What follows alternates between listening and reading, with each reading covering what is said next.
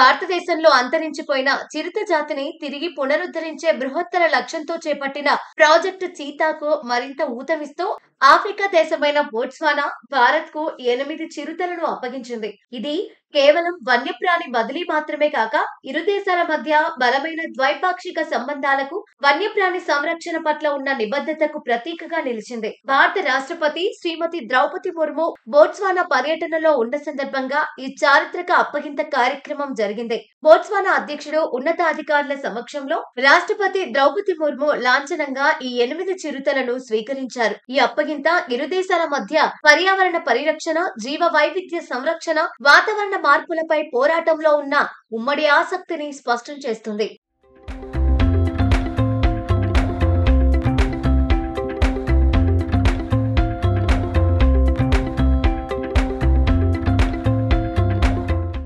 భారతదేశంలో చిరుత పులులు 1952లోనే అంతరించిపోయిన జాతిగా ప్రకటించారు. ఈ నేపథ్యంలో 70 సంవత్సరాల తర్వాత ఈ జాతిని తిరిగి దేశంలో ప్రవేశపెట్టేందుకు ప్రాజెక్టు చీతాను చేపట్టారు. చిరుతల సంఖ్యను పెంచడానికి మధ్యప్రదేశ్, రాజస్థాన్లలో అంతర్రాష్ట్ర చిరుత సంరక్షణ ప్రాంతాల ఏర్పాటుకు ప్రయత్నాలు జరుగుతున్నాయి. ఈ క్రమంలోనే బోట్స్వానా నుంచి వచ్చిన ఈ చిరుతలు ప్రాజెక్టు చీతాలో భాగంగా భారతదేశంలోని మధ్యప్రదేశ్ కునో జాతీయ పార్క్ లేదా కొత్తగా గుర్తించిన గాంధీ సాగర్ అభయారణ్యం వంటి ప్రదేశాలకు తరలిస్తారు. బోట్స్వానా నుంచి వచ్చిన ఈ చిరుతలు సాధారణంగా కాలాహరి చిరుతలుగా పిలిచే జాతికి చెందినవి. ఇవి భారతదేశ వాతావరణానికి అనుకూలంగా ఉంటాయని అంచనా.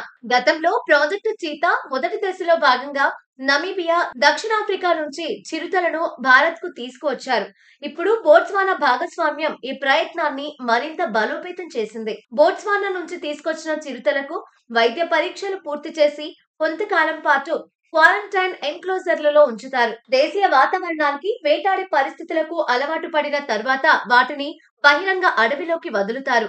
ఈ అప్పగింత కార్యక్రమం భారతదేశ, బోట్స్వానా దేశాల మధ్య బలమైన స్నేహ సంబంధానికి, ప్రపంచ వన్యప్రాణి సంరక్షణలో వారి కీలక పాత్రకు అద్దం పడుతోంది.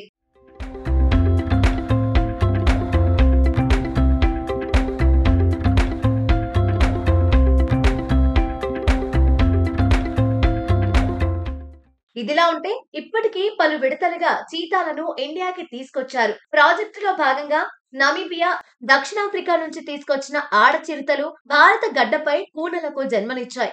ఇది చిరుతలు ఇక్కడి వాతావరణానికి, ఆహార సరఫరాకు అనుగుణంగా ఉన్నాయని, సంతానోత్పత్తి చేయగలుగుతున్నాయని నిరూపించడానికి ఒక ముఖ్య సంకేతం. జన్మించిన కూనల మనుగడ రేటు సగటు కంటే మెరుగ్గా ఉంది. ఇది సంరక్షణ ప్రయత్నాలు ఆశాజనకంగా ఉన్నాయని సూచిస్తుంది. అయితే అనేక సవాళ్లు, కొన్ని మరణాలు సంభవించినప్పటికీ ప్రవేశపెట్టిన చిరుతల మనుగడ రేటు అంతర్జాతీయ వన్యప్రాణి మార్పిడి ప్రమాణాలకు ఆమోదయోగ్యమైన పరిధిలో ఉందని నిపుణులు పేర్కొన్నారు. వన్యప్రాణులను కొత్త ఆవాసంలో ప్రవేశపెట్టినప్పుడు కొంత మరణాల రేటు సహజంగానే ఉంటుంది. ప్రారంభంలో కొన్ని వయోజన చిరుతలు వివిధ కారణాల వల్ల, ముఖ్యంగా అనారోగ్యాలు, వాతావరణ మార్పులకు అలవాటు పడకపోవడం వల్ల మరణించడం ఒక పెద్ద ఎదురుదెబ్బ. దీంతో కునో జాతీయ పార్క్ కోర్ జోన్ పెద్ద సంఖ్యలో చిరుతల జనాభాకు సరిపోతుందా అనే సందేహాలు నిపుణుల నుండి వ్యక్తమయ్యాయి. దీనివల్ల ఇప్పుడు అదనపు ఆవాసాల కోసం ప్రయత్నాలు జరుగుతున్నాయి.